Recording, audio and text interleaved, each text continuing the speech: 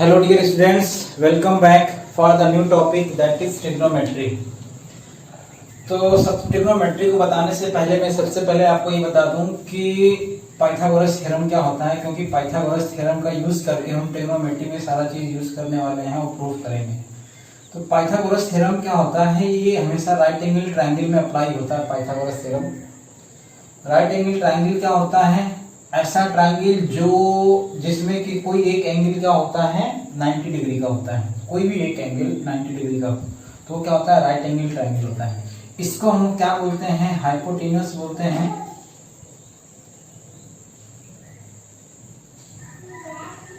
इसको हम लोग बोलते हैं बेस और इसको हम लोग बोलते हैं परपेंडिकुलर।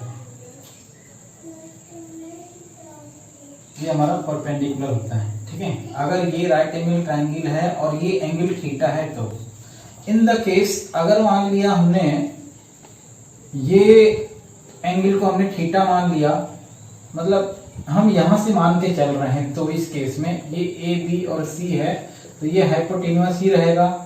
ये इस केस में अब बेस बन जाएगा और ये हमारा परपेंडिकुलर हो जाएगा। जब ये 90 डिग्री है तो ये परपेंडिकुलर कहलाएगा, ठीक। ऐसे केस में तो ऐसा कुछ नहीं है कि ये बीसी को ही हम लोग बेस मान के चल रहे हैं। तो जैसे मान लो अगर ये 30 है तो ये क्या हो जाएगा 60 हो जाएगा, ठीक है। तो अगर मान लो अगर मैं इसको बेस मानूंगा तो ये 30 ही रहेगा, 30 लेकर के चलेंगे तो ये आपका परपेंडिकुलर कहलाएगा और ये बेस कहलाएगा। और हाइपोटेन्यूस हमेशा यही रहेगा। एक चीज और, हाइपोटेन्यूस बाकी दो साइड्स के लेंथ से हमेशा बड़ा रहता है। हाइपोटेन्यूस का जो वैल्यू होता है, जो भी न्यूमेरिकल वैल्यू आएगा वो हमेशा बेस और परपेंडिकुलर से बड़ा आएगा, किसी भी राइट एंगल ट्रायंगल की अगर बात किया जाए तो पाइथागोरस थ्योरम क्या होता है, इसमें AC का स्क्वायर यानी हाइपोटेन्यूस का square is equal to base का स्क्वायर। मैं ऐसे लिख सकता हूँ, तो मान लेते हैं हाइपोटेन्यूस का square is equal to base का स्क्वायर प्लस परपेंडिकुलर का स्क्वायर, ठीक है। ये आपका फार्मूला होता है किसका, पाइथागोरस थ्योरम का होता है।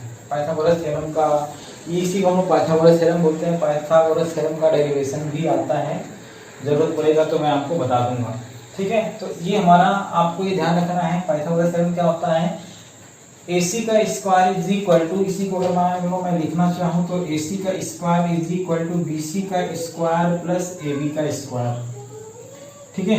ये आपका पाइथागोरस थ्योरम है। अब बात करते हैं, जैसे मान लो हमने एक ट्रायंगल ले लिया और बात करते हैं ट्रिग्नोमेट्रिक से रिलेटेड सारी वैल्यूज की बात करते हैं। मान लिया अगर ये हमारा ट्रायंगल है राइट एंगल ट्रायंगल, हमेशा हम लोग जब भी ट्रिग्नोमेट्री में इन जनरल 9th और 10th तक की बात किया जाएगा तो हम लोग हमेशा राइट एंगल ट्रायंगल की ही बात करेंगे ट्रिग्नोमेट्री से रिलेटेड। ये थीटा है, तो इस केस में हमारा ये बेस कहलाएगा, ये हाइपोटेन्यूस कहलाएगा और ये परपेंडिकुलर कहलाएगा, ठीक है।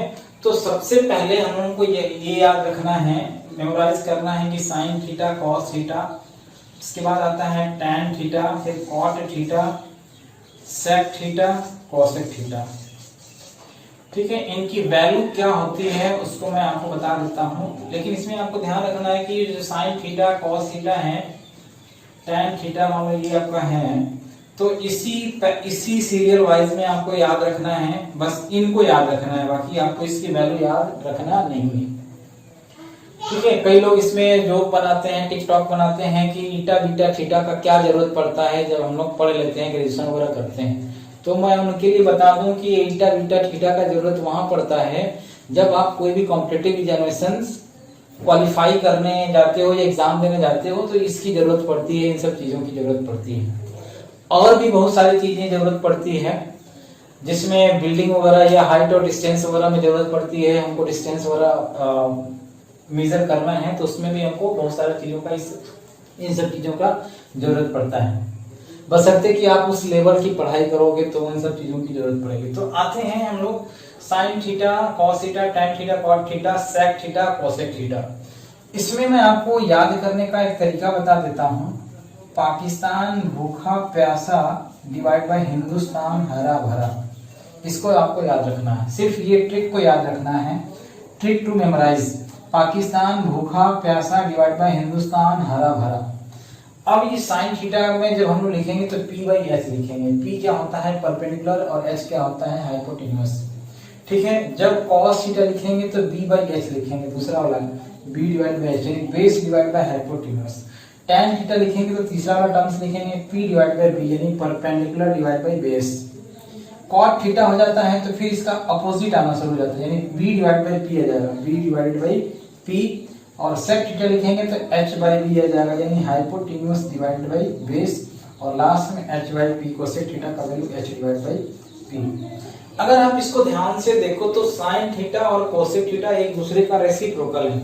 मतलब अगर मैं ऐसा बोलूं कि sine theta into cosec theta का जो वैल्यू आएगा वो क्या आएगा p divided by h into H divide by p।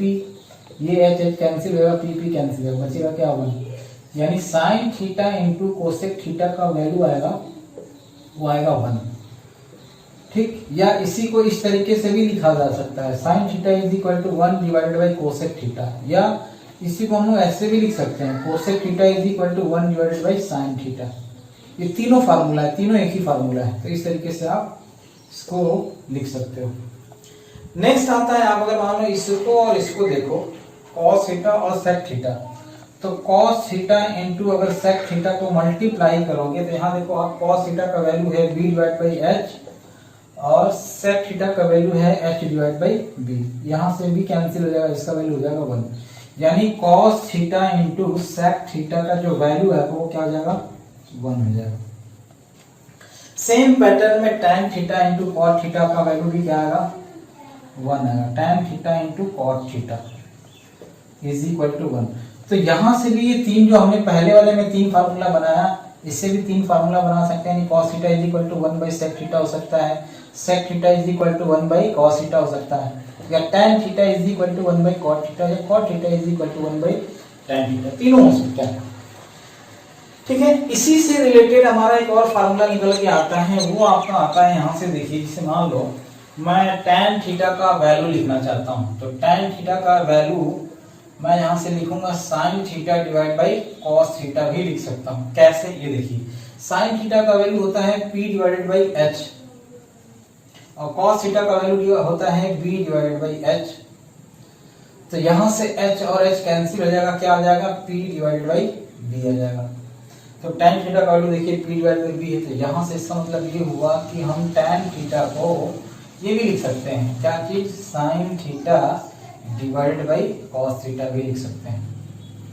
या रेसिप्रोकल में हमारा अभी हमने बताया था कि tan थीटा cot थीटा का रेसिप्रोकल होता है, तो इसका मतलब ये हुआ कि cot थीटा का value cos theta divide by sin theta भी हो सकता है, या इसके अपोजिट में cos थीटा का वैल्यू b बाई h और p बाई h रखेंगे तो आपका वैल्यू आएगा b बाई p आ जाएगा। तो cot theta is equal to sin theta cos theta divide by sin theta भी हम लिख सकते हैं। ठीक, अब आते हैं ये काफी इंपॉर्टेंट फार्मूले हैं। आप जब तक मैथ्स पढ़ोगे तब तक लाइफ टाइम आपको इन सब फार्मूलों की जरूरत पड़ेगी। ये सिर्फ 9th और 10th के लिए नहीं है, आप जब तक मैथ्स के स्टूडेंट हो, 10th तक तो है ही, जब तक आप मैथ्स के स्टूडेंट हो तब तक इन सब चीजों की जरूरत पड़ेगी। ठीक है, आगे बढ़ते हैं थोड़ा सा। इसमें इसके बाद हमारा जो तीन बेसिक फार्मूले होते हैं जो सबसे ज्यादा यूज होंगे आगे चल के, वो होता है sec square theta minus tan square theta is equal to 1 होता है। इसकी पहले प्रूविंग करते हैं। ठीक है, sec थीटा का वैल्यू हमने निकाला, क्या निकाला h डिवाइड बाई यानी हाइपोटेन्यूस डिवाइड बाई बेस का square minus tan square theta का वैल्यू होता है p डिवाइडेड बाई b का whole square. Left hand side लेके मैं चल रहा हूँ, इसकी प्रूविंग कर रहा हूँ कि ये आता कैसे है। ठीक है, अब यहाँ देखो आप h square divided by B square minus p square divided by B square. तो यहाँ से आपको दिख रहा है बी स्क्वायर दोनों में कॉमन दिख रहा है, तो बी स्क्वायर कॉमन ले लिया, बचेगा क्या h square minus P square. मैं एक बार फिर से इस ट्रायंगल को बना लेता हूँ, और ये की क्या होता है, ये हाइपोटेन्यूस होता है, अगर ये थीटा है तो ये बेस होता है और ये परपेंडिकुलर होता है। तो यहां से हमने निकाला था h square is equal to p square plus B square.